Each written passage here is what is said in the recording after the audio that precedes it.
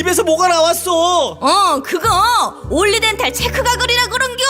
지금 쓰고 있는 가글 사용 후 확인해 보셨나요? 무색소, 무알콜, 무계면 활성제의 올리덴탈 체크 가글은 쉽게 나온 입안의 이물질을 눈으로 확인할 수 있습니다. 딴지마켓에서 판매 중입니다.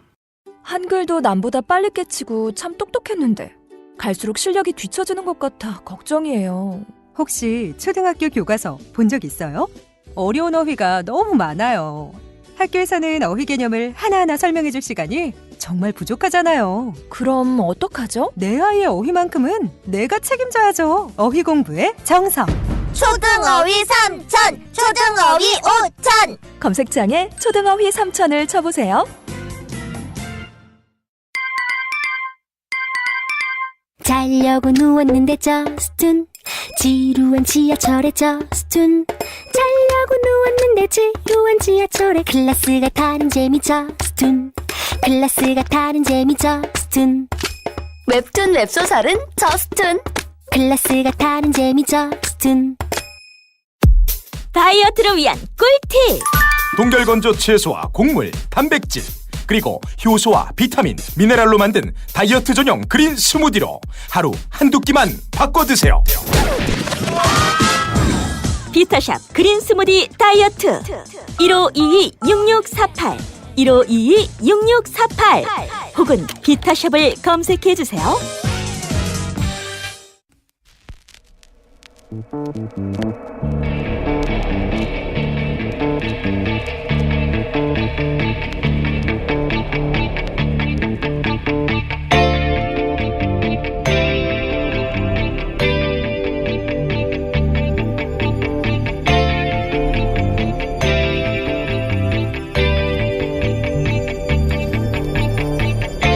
안녕하세요, 김어준입니다. 정부의 탈원전 정책 결정은 공론화위원회를 거칩니다.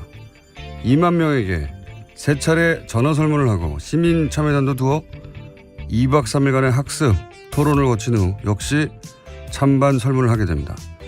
정부 정책을 놓고 이런 전례 없는 실험을 하는 이유는 국가 에너지 정책이 근본적으로 바뀔 수 있기 때문이죠. 이 과정에서 많은 논점이 등장하겠죠. 특히 비용 문제가 가장 먼저 많이 다뤄질 겁니다. 원전의 전기 생산 단가와 재생에너지의 생산 단가가 비교되고 재생에너지의 단가가 몇 년 이내에 얼마나 저렴해질 것인가를 두고 갑론을박이 있을 겁니다. 노무현 정부 시절 전시작전권 환수 문제를 놓고 찬반 양론이 격렬하게 부딪힌 적이 있습니다.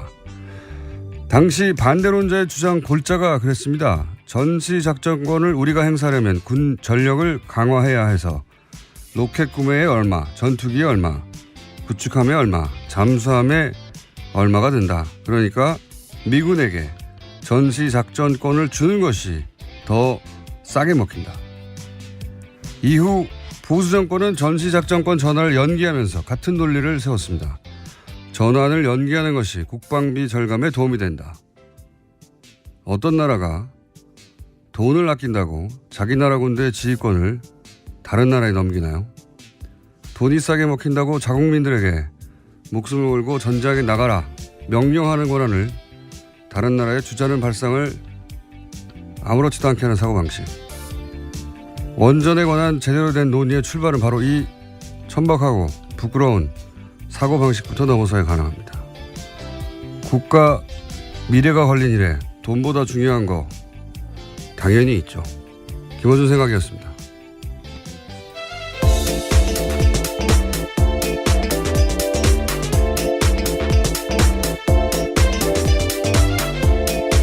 시사인의 김은지입니다. 목소리가 월요일 목소리가 아닌데요?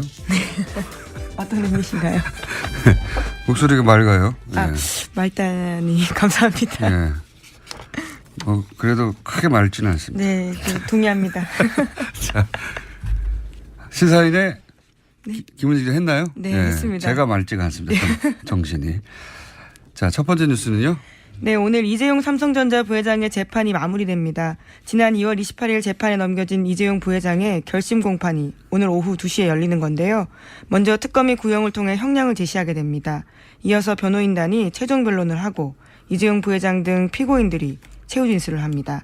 최근 대법원 규칙 개정이 바뀌어서요. 주요 사건 1심, 2심 선고 생중계 가능해졌는데요. 이달 말로 예정된 이 부회장의 선고가 중계될지 여부도 관심을 갖고 있습니다. 한 5개월 걸렸네요. 5개월 걸렸고, 예.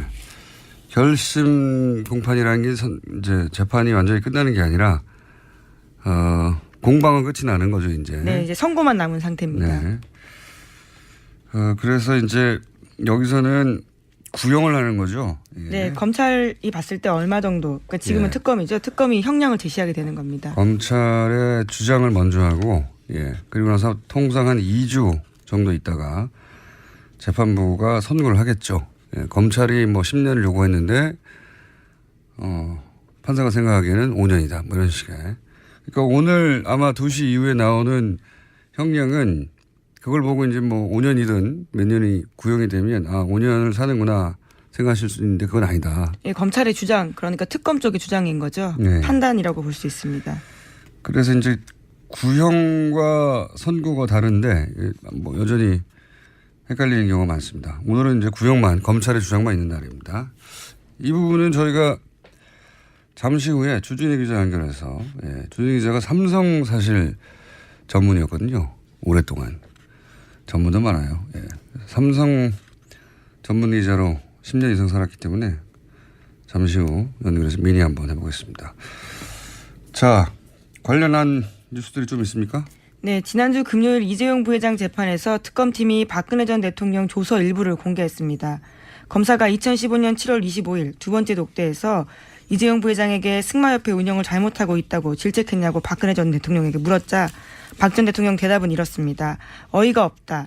내가 어떻게 질책을 하냐라고 답했다라는 건데요. 질책하지 않았다라는 진술을 한 겁니다. 뿐만 아니라 박근혜 전 대통령은 제가 제의해서 삼성이 승마협회를 맡았는데 고맙게 생각해야 하지 않겠냐라고 되묻기도 했다라는 건데요. 이 진술은 이재용 부회장이 지난주에 재판에서 박근혜 전 대통령이 크게 질책해서 매우 당황했고 이후 승마 지원을 챙겼다라는 취지의 내용과는 상반되는 내용입니다. 박근혜 전 대통령은 이제 본인이 압박을 가해서 대가를 얻어낸 게 아니고 스포츠 진흥을 위해서 자연스러운 정책적 판단 이런 걸 했다는 말이고 이제 삼성 쪽에서는 대통령의 압박 때문에 돈을 줬기 때문에 뇌물이 아니다. 예. 이런 이야기를 하는 거죠. 상반된 주장이 있고 이 결론은 대략 2주 후에 납니다. 2주. 예. 네, 구속 만기가 27일이어서요. 네. 그 전에 날 것으로 보입니다. 뭐 대략 한 24, 5일 되지 않을까 싶은데 2주 후에나 결론이 납니다. 1심 결론이죠 물론. 자, 다음 뉴스는요. 네, 국가정보원 적폐청산 TF 관련된 소식도 계속 전해드리고 있습니다. 이와 관련해서 또 뉴스가 나왔는데요. 2009년에서 2012년 당시 국정원이 민간인으로 구성된 사이버 외곽팀 구성했다라는 건 전해드린 바가 있습니다. 그런데 별도로 그 밖에요. 온라인 여론조작팀을 운영한 사실이 파악돼서 조사 중이라는 겁니다. 그러니까 이미 드러난 사이버 외곽팀 30개는 국정원 전체 여론조작 조직의 일부에 불과하다라는 겁니다. 제가 그렇지 않습니까? 네. 다가 아닐 것이다. 예, 적폐청산 TF에 들어가시는 것도 방법이실 것 같습니다. 여기에 지난번에 이제 윤 목사 실제 밝혀져서 구속이 된 윤 목사 같은 경우는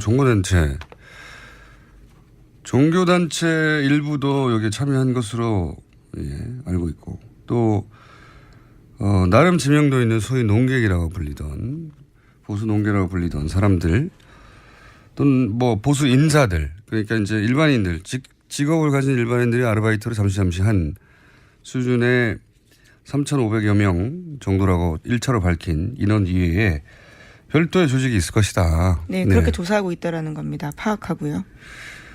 그때 당시 이제 보면은 온라인에서 이런 그러니까 포털이나 대형 커뮤니티에 글을 쓰는 조직들 말고 또 트위터에서나 SNS 뭐 페이스북 가능한 모든 온라인 공간에서 이런 활동이 있었거든요.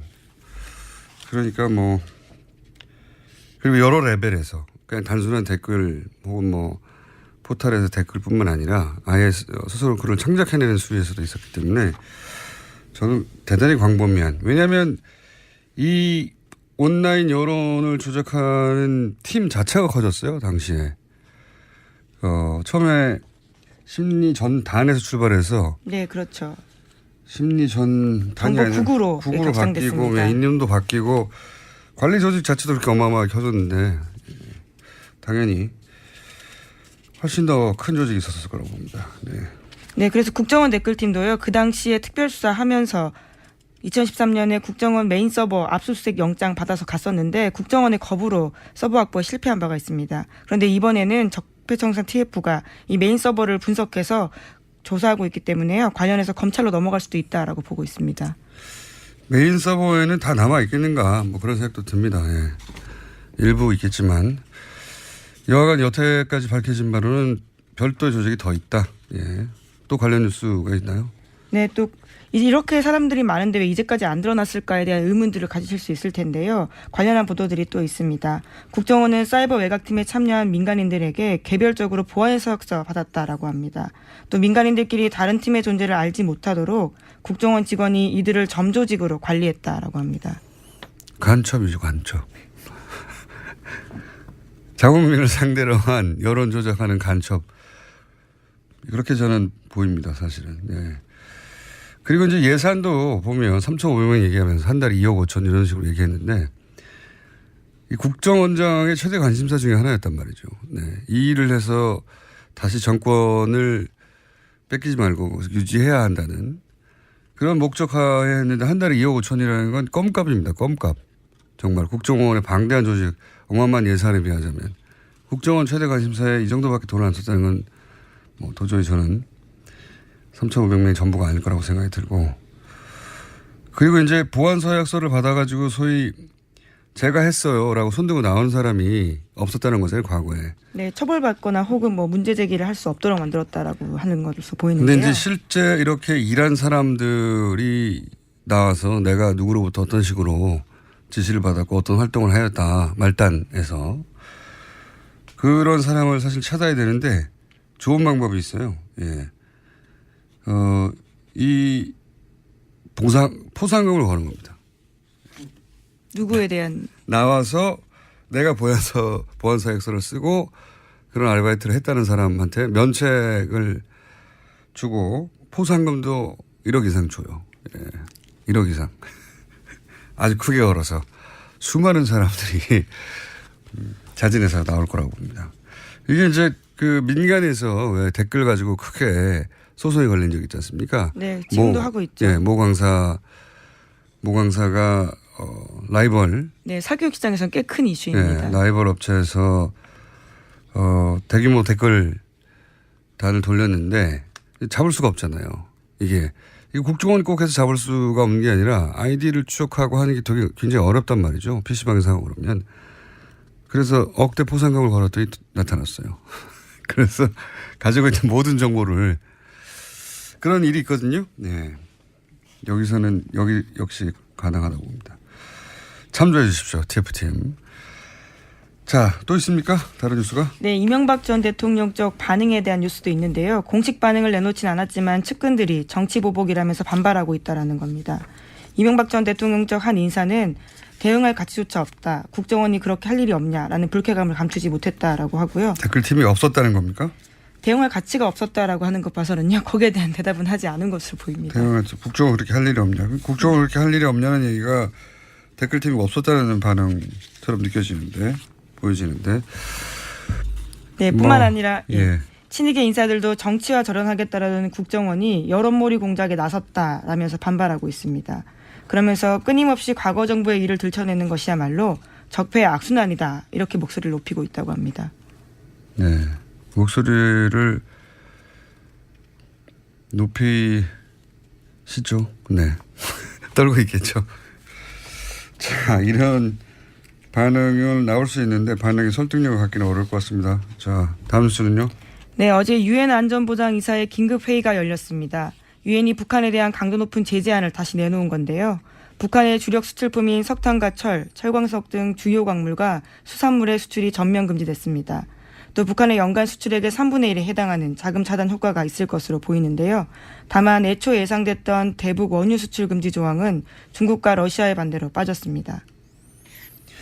원유 수출 금지까지 해버리면 사실 북한을 완전히 고립해서 붕괴시키겠다는 거죠. 북한 붕괴는 중국과 러시아가 원하지 않습니다. 네. 기본적으로. 어마어마한 난민이 1,000만 명 단위로 발생할 수도 있고 그리고 그 지역에서의 권력 공백, 권력 공백이 불안정해지면 국지전도 있을 수 있고 미국이야 저 멀리 떨어져 있는 태평양 건너 땅이지만 중국, 러시아는 다 연결돼 있잖아요. 예. 게다가 이제 한반도에서의 미국의 영향력이 더 확대되고 한반도를 미국의 영향력 아래에 다 들어가게 하는 걸 원치 않죠. 중국, 러시아는. 그래서 뭐 북한에 대해서 원유 수출까지 금지하는 건 앞으로도 없을 것 같습니다. 네. 자, 여기까지 하고요. 또 민의가 있기 때문에 한두 개 정도만 할게요. 네. 네, 국민의당 당대표 출마 선언한 당권주자 3명이요. 어제 잇따라 기자회견 열었습니다. 안철수 전 대표의 출마 정당성 여부를 놓고 설전을 벌인 건데요. 먼저 안철수 전 대표는 이렇게 말했습니다. 심장이 정지돼 쓰러진 환자는 전기 충격을 줘야 살아난다. 당이 들썩들썩하고 있는데 다시 살아나는 계기가 될 것이다. 라고 이야기했습니다. 또 독배를 마시는 심정으로 출마했다면서 자신은 당과 운명을 같이 하겠다라고도 밝혔는데요. 이에 대해서 천정배 전 대표와 정동영 의원이 비판했습니다. 천정배 전 대표 같은 경우에는요. 누울 자리를 구분하지 못하는 몰상식한 몰염치한 출마다라고 비판을 했습니다. 뿐만 아니라 대선에서 패배한 후보가 다시 들어간다는 것은 구태 중의 구태다라는 이야기도 했습니다. 정동영 의원 같은 경우에는 지난 1년 6개월간 사당하의 그늘에서 지지율 성적표가 5%가 되었다면서 이런 지도력으로 1, 2년 더 당을 이끈다고 하는 것은 소멸로 간다. 이렇게 비판했습니다. 당대표 자리를 놓고 이제 다투는 분들이니까 이런 반응들이 격하게 오가는 거죠. 예. 전기 충격을 줘야 살아난다. 본인이 전기인 거죠. 뭐 지금의 비유로 보면 그렇습니다. 예. 본인이 전기 장어 정도 되는. 네, 환자는 지금 국민의 당을 뜻하는 거고요. 예. 전기맨 선언이네요. 예. 안철수 전 대표 정치인이 다 됐어요. 예. 원래 이제 제가 오랫동안 만나본 정치인들이 다른 직업군과 가장 큰 결정적인 차이점이 뭐냐면 어떤 불리한 상황도 자기 합리화를 한다는 거거든요. 예. 그게 안 되면 정치를 못 해요. 사실은. 굉장히 특별한 정신세계를 가진 분인데 태양이 자기를 중심으로 도는 거거든요. 안철수 대표의 출마는 국민의당 태양은 나를 중심으로 둔다는 선언이죠. 예. 전기맨으로서. 여기까지 하고 왜냐하면 저희가 또 이상돈 의원을 연결할 거기 때문에 자 민의로 준비한 주진우 기자 아까 얘기한 삼성 관련해서 연결해 보시죠. 삼성 이재용 부회장 5개월간 재판이 오늘 2시에 결심 공판을 거친 이제 마무리가 되는 거죠. 삼성과 특검 오랫동안 취해온 주진우 기자 연결해서 이재용 부회장의 뇌물공여 재판 요약해서 좀 짚어보겠습니다. 주진우 기자. 안녕하십니까. 네. 어색한 주진우 기자 연결됐습니다. 자. 네. 구속만기가 8월 27일이고, 통상 2주 후에 선고가 나오니까 대략 24, 25 선고가 되겠죠? 네. 제가 이제 물어보고 싶은 건 오랜 시간 삼성을 취재해왔는데, 삼성 취재원도 꽤 있는 걸 알아요. 이번 재판 네. 관련해서 삼성이 크게 중간에 당황하거나 한 적이 있습니까? 그런 순간들? 문영표 전 장관이 그 실형을 받았을 때 놀랐고요. 그리고 청와대에서 캐비넷에서 문건이 나왔을 때 놀랐습니다. 근데 가장 크게 놀란 것은 정유라가 법정에 나와서 이재용 부회장에 반하는 진술을 했을 때였습니다. 그때 삼성 측과 그리고 최순실 측에서 불출석 사유서를 내고 그리고 막으려고 사람을 동원하기도 했었거든요. 그런데 정유라가 등장했을 때 삼성은 패닉이었습니다. 지난번 인터뷰 때 이제 정유라 얘기 나와서 하는 얘기인데 마지막 질문 중에 하나가 돈 문제하고 관련이 있냐고 했을 때 돈 문제와 관련이 있다고 해도 크게 이상할 것이 없다 이렇게 얘기를 했었는데 혹시 이후에 정유라가 왜 그때 나왔냐 혹은 뭐 돈 문제와 관련이 있느냐 없느냐 밝혀진 게 추가적으로 있습니까? 지금 최순실과 정유라가 연락을 끊고 있어요. 그리고 다른 관계도 이어지지 않고 있습니다. 그래서 지금 최순실, 정유라 그리고 장시호까지 모두 마유회를 가고 있다고 봐도 되는데요. 각자의 이익에 따라서 움직입니다. 그러니까 경제적 이유가 가장 클 거라고 봐도 뭐 무방한데요. 지금 돈 문제나 그런 문제가 지금 상태에서는 별 문제가 없이 그냥 수면 아래로 가라앉았는데 언제든 다시 떠오를 겁니다. 그 문제로. 특검 가서 정유라 씨가 돈 문제가 있다 이런 걸 밝힌 건 없습니까? 비슷한 얘기를 하긴 했으나 그게 뭐 핵심 쟁점은 아니었습니다.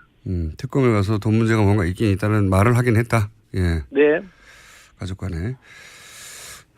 그리고 이 뇌물죄, 특히 재벌이 연루된 뇌물죄 경우는 결정적 증거가 과거에도 안 나왔기 때문에 결국 포괄적 뇌물 수수라고 하는 법리가 나왔어요. 예. 이 재판 기간 중에 이재용 부회장의 불리한 진술 증거가 추가 나오는데 한번 정리를 해보자면 문영표 시정 나온 게 있고요. 네. 그리고 김종 전 차관의 진술도 있었죠. 대표적 진술이 뭐가 있었죠? 김종 차관이 이런 진술을 했습니다. 제가 2015년 7월 8월에 박상진, 그러니까 삼성 사장입니다. 박상진이 정유라 지원을 위해 독일로 출국할 무렵 박상진하고 통화했는데 박상진이 박근혜 대통령이 갑자기 이재용에게 정유라가 올림픽 나갈 수 있도록 지원해달라고 요청했다고 말해서 깜짝 놀랐던 기억이 있다. 결정적인 진술로 작용하고 있습니다. 정유라 이름이 직접 나와서 깜짝 놀랐다. 뭐 이런 얘기 했었죠. 그렇죠. 예, 정유라를 도와달라고 했어요. 예. 그리고 정유라가 특검에 가서 진술한 내용 중에 혹은 뭐 법정에서 진술한 내용 중에 특별히 불리한 내용은 뭐가 있었습니까? 삼성에. 이재용 부회장 측은 최순실 씨가 독일에서 말들을 사고 교환하고 이런 거에 대해서 전혀 삼성은 몰랐다고 얘기했는데 정유라 씨가 법정에 나와서 삼성이 말 세탁 관련해서 그 과정을 몰랐을 리가 없다. 다 알고 있었다. 이렇게 얘기했습니다. 그래서 굉장히 난처해졌습니다. 청와대 문건 나온 것 중에 혹시 법정에 제출됐거나 한 것 중에 이 언론이 제대로 보도되지 않았는데 불리한 내용은 또 뭐가 있었습니까? 캐비넷에서 나온 문서 이름이 아예 삼성 경영권 승계 지원이라는 자필 메모였고요. 그래서 청와대가 얼마나 도와주고 있는지 정확하게 써 있습니다. 그거 말고는 지금 보도되지 않은 것 중에 장충기 미래전략실 차장의 문자 메시지가 있습니다. 문자 메시지요? 예, 빼도 박도 못할 스모킹건입니다. 사실 뇌물을 주고 인증샷 찍지 않지 않습니까? 그래서 직접 증거, 결정적인 증거는 없습니다, 사실. 근데 정황상 증거를 다 따져야 되는데 이번 뇌물 사건처럼 증거가 많은 경우가 드뭅니다. 재벌 관련해서는 이 정도면 굉장히 많이 나온 거라고 얘기들 하는데, 자. 네. 지금 이제 장충기 전 사장 핸드폰 문자 얘기했는데 장충기 전 사장 핸드폰 문자 관련 보도가 있긴 있었는데 구체적인 문자가 내용이 뭔지는 자세히 보도된 적이 없어요. 근데 네. 그 부분을 한번 핸드폰 문자 내용 파악이 돼 있는 것 같으니까 물어보자면 우선 장충기 사장 역할부터 짚어보죠. 장충기 사장은 삼성에서 어떤 역할을 했습니까? 장충기 사장은 미래전략실의 사장급 임원이었는데 정보와 대관, 그러니까 정부 부서를 관리하는 그런 업무를 했습니다. 민관 할 때 대관. 그렇습니다. 네. 정보와 정부를 담당했었다. 예. 네. 자, 그러면 이 장충기 사장 핸드폰에서 아마 특검 수사 과정에서 밝혀진 것 같은데 장충기 사장 핸드폰에서 나온 문자들이 어떤 게 있습니까? 좀 구체적으로 짚어보자면. 이재용 부회장과 박근혜 대통령의 독대 관련된 내용이 있는데 청와대 내부자가 이렇게 문자를 보냅니다. 청와대 내부자 누굽니까? 지금 지금 그 내부자는 밝혀지지 않았는데 비서실 혹은 민정실의 최고위급 인사로 생각됩니다. 이렇게 문자를 보냅니다. 장 선배님, 불쑥 죄송합니다. 오늘 11시 BH 회동 관련해 참고하세요. 그렇게 해서 문자를 쭉 보냅니다. 그리고 다른 분이 아무래도 지금 VIP가 가장 중요한 게 노동개혁이니까 그에 대한 협조를 밝히면 좋아할 것 같습니다. 이렇게 얘기를 하고 대통령 휴가에 대해서 얘기합니다. 사실 2015년 7월 25일에 그 대통령한테 보고된 삼성 말씀 자료가 있는데 그 내용에 이 문자가 다 포함되어 있습니다. 그러니까 이 코치대로 얘기했다고 할 수도 있죠.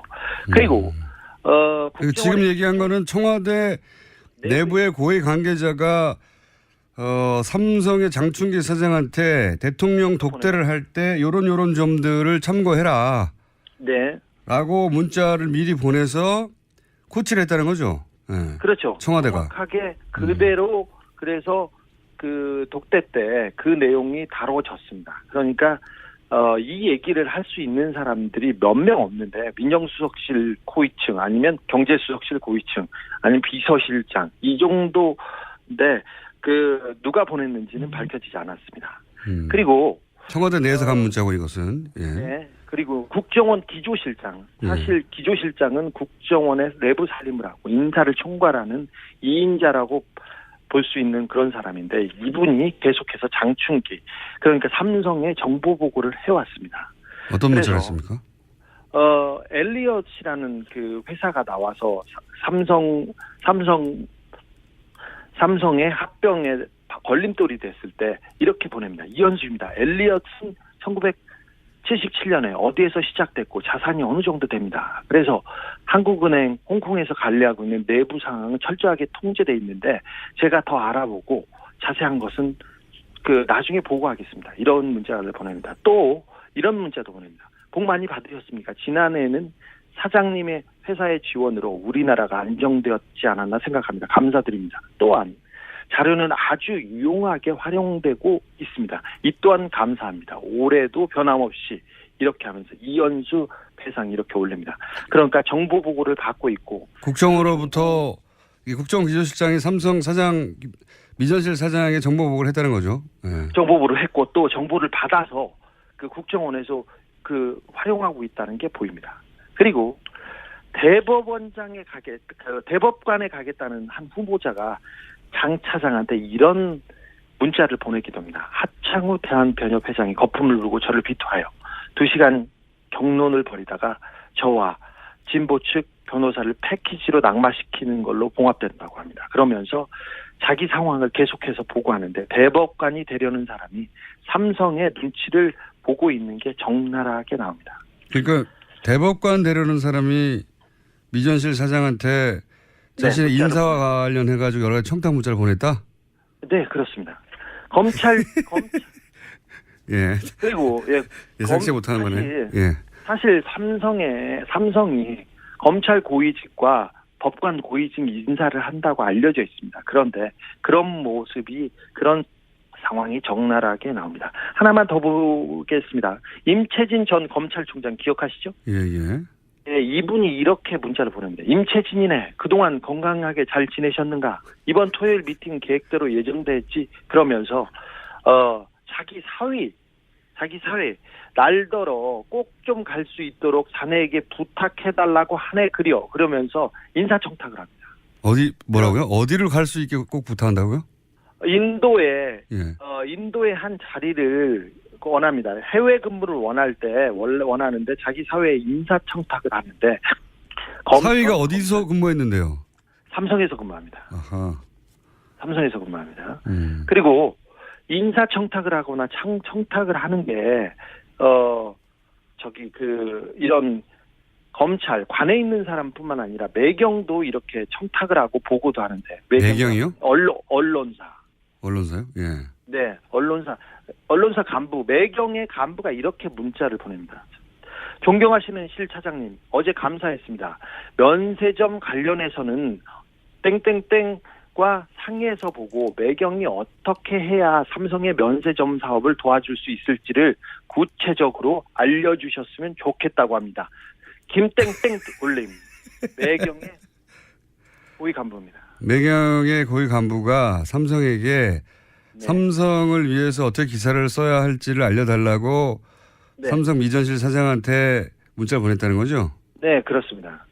최근에 대단하네요. 삼성 관련 재판에서 경제신문들 있지 않습니까? 머니투데이를 필두로 경제신문들이 다 나서서 재판이 불안하다. 이거 증거도 없다. 그러면서 계속해서 호도를 하고 여론 조성을 합니다. 예. 그걸 가지고 계속해서 법원을 압박하고 있는데 이게 다 이런 네트워크 때문에 그렇습니다. 그렇다고 추정됩니다. 예. 네네. 청와대에서 장충기 사장한테 민정수석실, 비서실장 모든 인사를 관여하는데 내부에서 그 인사 정보를 계속해서 보고하고 있었습니다. 삼성이 이 정도입니다. 그러면 삼성에서 이제 최순실의 존재를 몰랐다고 이제 주장하고 있지 않습니까? 그 네. 영향력을 처음에 몰랐다가 나중에 알았다 하는데 이 정도 영향력, 정보력이면 이 주장은 말이 안 되지 않나요? 몰랐다고 하는 건 말이 안 되죠. 사실 그 한화 김승현 회장의 아들이 특검에 나왔었죠. 그때 예.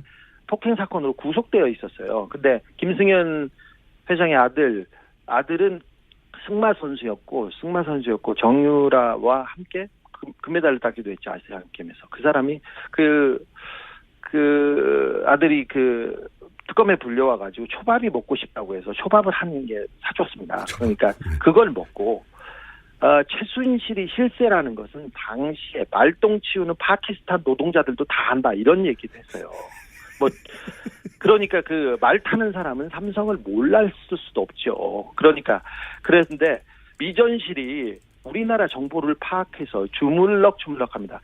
청와대 정보나 국정원 정보보다 삼성 정보가 더 정확하다는 얘기가 세간에 있지 않습니까? 그래서 이런 얘기가 나오는 건데 미전실 사장의 영향 얘기 이 정도입니다. 그래서 우리 사회를 이렇게 주무르고 있습니다. 그래서 다 알고 있었어요.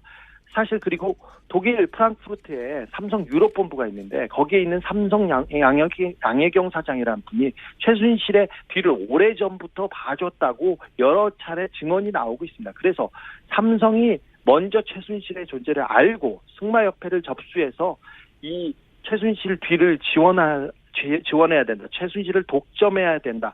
하면서 먼저 움직였다고 보는 게 지금 상황에서는 훨씬 더 자연스럽다고 봅니다. 최순실을 독점해야 한다. 예. 혹시 이 특검은 이제 이런 문자나 지금 뭐 공개한 문자 몇 개 있지만 공개하지 않은 문자나 또는 여러 가지 정보가 더 많이 있을 텐데 특검이 수사를 하고 나서 이 삼성과 이재용 부회장에 대해서 뭐라고 표현합니까? 지금 뭐 최순실을 독점한다고 이야기하길래 내가 묻는 건데 네네. 특검을 법적인 걸 묻는 게 아니라 수사를 하면서 받은 인상 뭐 이런 게 있을 거 아닙니까? 네. 특검 검사들하고 특별히 최순실과 정유라를 취재했던 검사들 사이에 이런 얘기가 있어요. 특검 초기에는 박근혜가 대통령인 줄 알았는데 최순실이 대통령이었다 이렇게 생각했다. 그런데 막판에 삼성 수사를 해봤더니 우리나라의 대통령은 이재용이었고 장충기가 비서실장이었다 이렇게 얘기합니다. 그런 정도로 비유한다. 네, 삼성 뇌물 공여 사건에 관해서는 그렇다는 얘기겠죠. 네, 그렇습니다. 그러니까 삼성이 국가 권력과 대등하게 딜을 했다 이렇게 파악하나 보죠? 그렇죠. 사실상 삼성이 국가를 지배하고 있었고요. 우리 전체 사회를 주물렀다. 청와대도 국정원도 삼성 아래에 있었고 아래에 있거나 대등했고 그다음에 검찰과 법원에서 삼성한테 인사청탁을 합니다. 그냥 언론은 그냥 애완견 수준이었고요. 그걸 보면 우리나라가 삼성공화국이었구나. 알겠습니다. 네. 생각했다고. 삼성을 오래 취재하다 보니 인터뷰는 점점 감정이 올라오는 것 같은데. 마지막 질문인데. 아니라 삼성을 제가 좀 정확하게 알고 있어요. 다른 사람에 비해. 특검. 알잖아. 마지막 질문인데 특검이 몇 년 구형할 것 같아요? 내 얘기를 한번 해보죠. 오늘 구형할 것 같은데 어제 밤까지도 경론을 벌이면서 회의를 했습니다. 사실 이재용 부회장한테 적용된 혐의 중에 가장 핵심은 뇌물공여인데 뇌물공여는 법정형이 5년형 이하예요. 그러니까 큰 범죄는 아닙니다. 이재용 부회장이 다른 죄보다 말이죠. 그런데 가장 무거운 것은 재산을 국외로 도피한 혐의인데 50억 이상을 도피했으면 10년 이상 징역이 나와야 됩니다. 무기징역까지 선고할 수 있고요. 그다음에 횡령죄도 지금 가볍지 않은데 50억 이상이기 때문에 무기 또는 5년 이상의 징역이 나와야 됩니다. 이 밖에 이재용 부회장이 국회에서 위증했죠. 1년 이상 징역입니다. 이걸 따져보면 세게 때리면 17년, 20년을 때릴 수 있고 약하다 하면 10년 정도 때릴 수 있는데 삼성을 지금까지 약하게 때려왔던 검찰의 관행을 전임자들을 어느 정도 고려해야 하기 때문에 저는 15년 예상합니다. 12년에서 15년 구형할 거라고. 알겠습니다. 2시 이후에 밝혀지겠죠. 오늘 여기까지 하겠습니다. 네. 감사합니다. 지금까지 시사인의 주진우 기자였습니다. 자, 김은지 기자도 안녕. 네, 저희 장충기 전 사장 문자는 이번 주 발행되는 시사인에서 확인할 수 있습니다. 더 자세하게요. 뉴스 공장에 다 얘기했기 때문에 안 사볼 거예요. 아니, 훨씬 더 자세합니다. 예, 내일 감사합니다. 뵙겠습니다. 예. 아무도 묻지도 따지지도 않고 가입하셨다고요? 보험은 너무 어려워요. 걱정 마십시오. 마이보험 체크가 도와드립니다. 1800-7917 마이보험 체크로 지금 전화 주세요. 1800-7917 이미 가입한 보험이나 신규 보험도 가장 좋은 조건을 체크해서 찾아드립니다. 인터넷 한글 주소 마이보험.com 또는 카카오톡에서 아이디 검색 마이보험을 친구 추가하여 상담하실 수 있습니다. 모닝똥? 제겐 사치였죠. 내가 토끼인지 토끼똥이 나인지. 내가 변을 본 것인지 변을 당한 것인지 나는 바나나이고 싶다. 간혹 구렁이이고도 싶다. 미궁 대장사랑! 빅똥의 추억 미궁 대장사랑이 찾아드립니다. 혈중 콜레스테롤 개선과 배변 활동에 도움을 주는 건강기능식품입니다. 검색창에 미궁 대장사랑. 미궁 장사랑 이름 바꿨어요. 프로바이오틱스 12종 추가. 미궁 대장사랑. 골반 잡자 바로 잡자 바디로직. 허리 통증 바로 잡자 바디로직. 2017년 쿨 썸머 바디로직 라이트 출시. 통기성이 좋아 땀 걱정 없이 한여름에도 쾌적하게. 입은 듯 안 입은 듯 가벼움의 신축성은 그대로. 자세가 좋아지는 골반 교정 타이즈 바디로직 검색창에 골반 교정 바디로직. 라이트.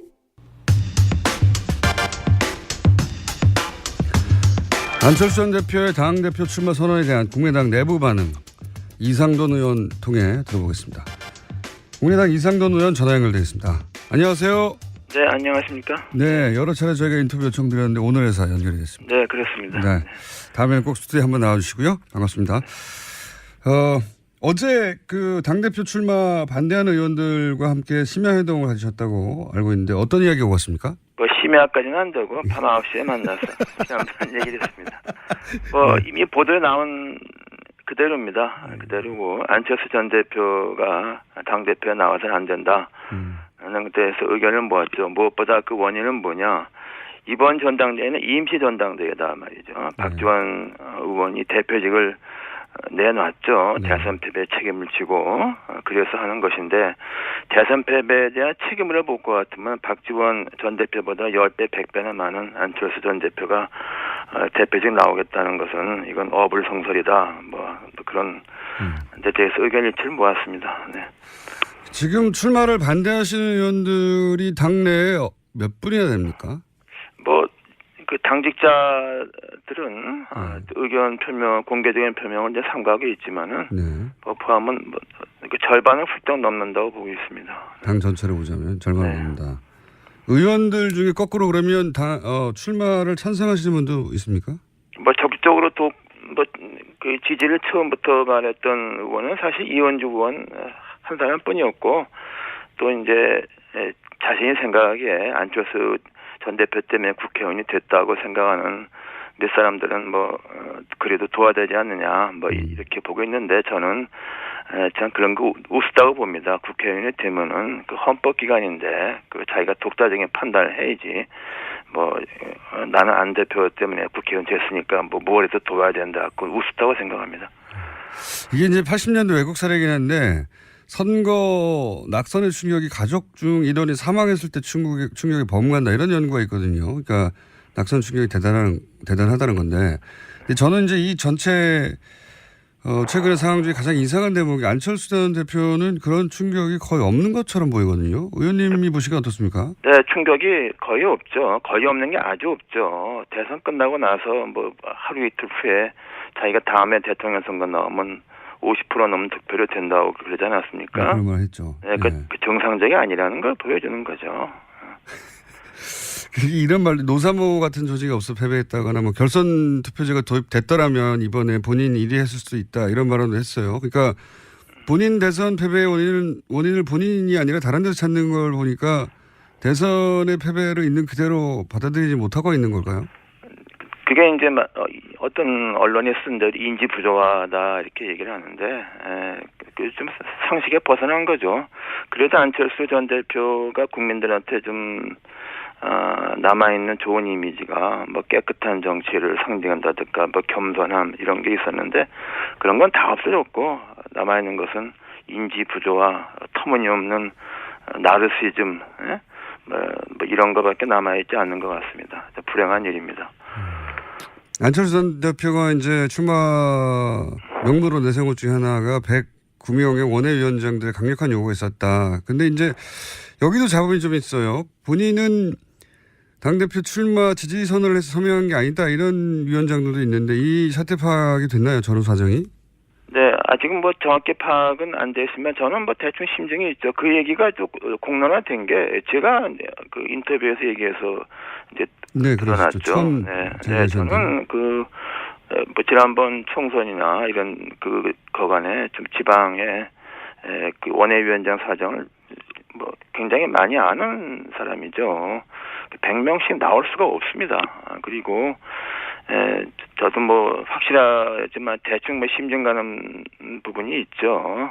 그리고 어떻게 심증이 가십니까? 왜? 대표가 뭐 이제 그거는 허수다. 뭐 이렇게 좀 공개적으로 반박을 했죠. 네. 심증이 가신다는 거는 그러니까 서명을 하긴 했는데 당대표 출마하라고 서명한 게 아니라는 겁니까? 아니면 서명까지 한 건 아니고 뭐 동의를 했다고 그러는데 그 동의도 정확한 것 같지 않고 그 109명의 명단을 발표해야 되지 않습니까? 못하고 있지 않습니까? 그리고 109명의 숫자가 나올 수가 없습니다.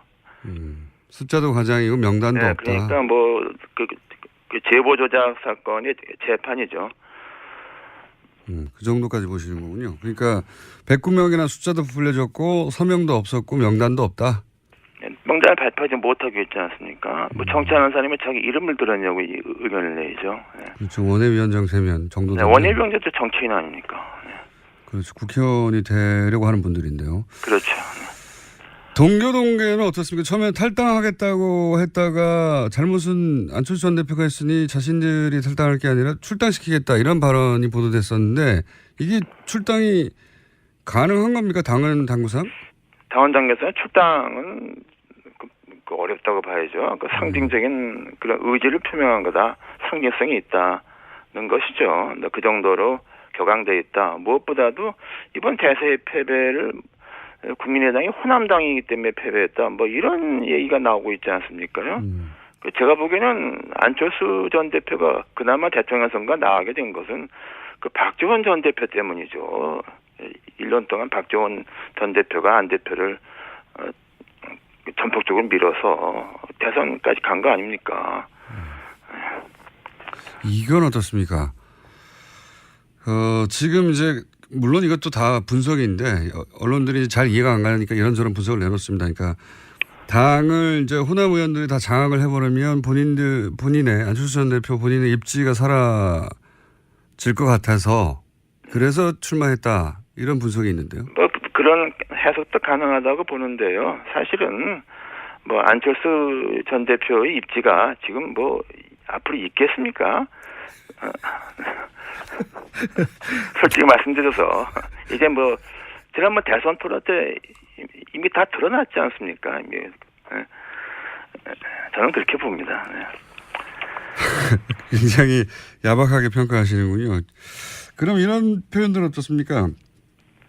극중주의라든가 뭐 전기 충격에 의해서 당이 지금 주목을 다시 받고 있다든가 또 뭐 안중근 의사를 비유한다든가. 그거 좀 뭐 표현 같은 거 뭐 이렇게 신경 쓸 필요가 없습니다. 뭐 좀 심하게 말하면은 혹시 뭐 영어 단어에 뭐 불시시라는 영어 단어 있지 않습니까요?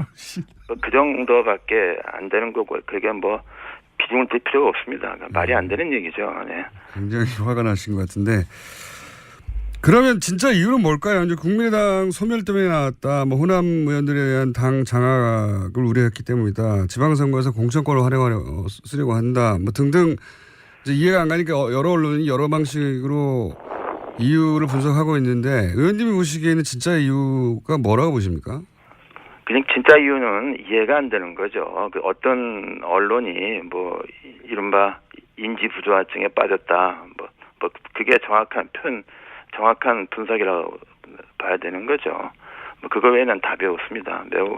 대통령 선거 끝나고 나서 그 다음 날 내가 다음에 나가면 50% 넘어도 된다고 말하는 사람은 그 이해가 됩니까?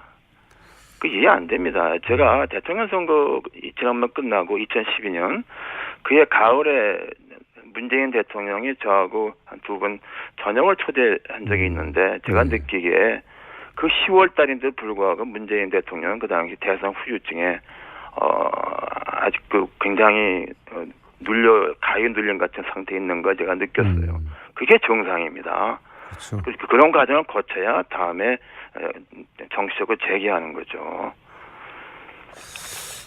그렇긴 한데 보통 뭐 통상 큰 선거에서 지고 나면 뭐 지지자들은 울고 당사자들은 미안해하고 그러면서 한 1, 2년 정치활동하지 않다가 네, 스스로 그게 정상이죠. 네, 패배 원인을 곱씹고 뭐 그런 게 통상인데 대선 직후부터 노사모 조직을 찾고 그런 게 이상하긴 했습니다만 그게 쭉 이어지는 것 같기도 합니다.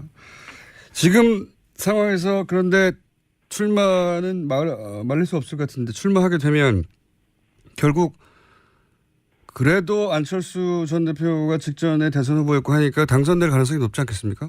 아니 그거는 일단에 그 정동영 의원과 천정배 의원의 거취를 봐야 된다고 봅니다. 참고 삼아서 저는 뭐 정동영 의원이나 그 천정배 의원이 당대표 되는 거를 뭐 반대하는 것도 아니지만 지지하는 것도 아닙니다. 다만 문제는 당이 이렇게 한 사람의 일종의 나르시즘에 흔들려서 이게 안 돼, 공당이 아니다. 이런 생각이고요. 그래서 일단은 그 정동영 의원과 천정배 의원이 오늘 내일 며칠 동안에 그 두 사람의 결심을 일단 봐야 됩니다. 그건 누가 말할 수 없고 본인의 결심이죠. 과연 단일화를 나갈 것인가, 단일화를 말씀하시는 무산시킬 것인가, 단일화할 것인가, 뭐 이걸 저간 그 두 사람의 결심을 봐야 됩니다. 네. 그 말씀은 그러면 두 분 중에 한 사람으로 단일화되면 안철수 전 대표하고 대결 구도가 섰을 때 그 단일화된 혹은 뭐 남은 한 사람을 지지 선언할 수도 있다 이런 말씀이시네요? 아니 저는 뭐 지지 선언 저 개인은 뭐 지지 선언을 떠나서 전 기본적으로 당이 이렇게 해서는 안 된다. 헌법기관이 국회의원 헌법기관인데 40명이 있는 그 집단이 이런 게 도대체 이게 상식에 어긋나는 일이죠.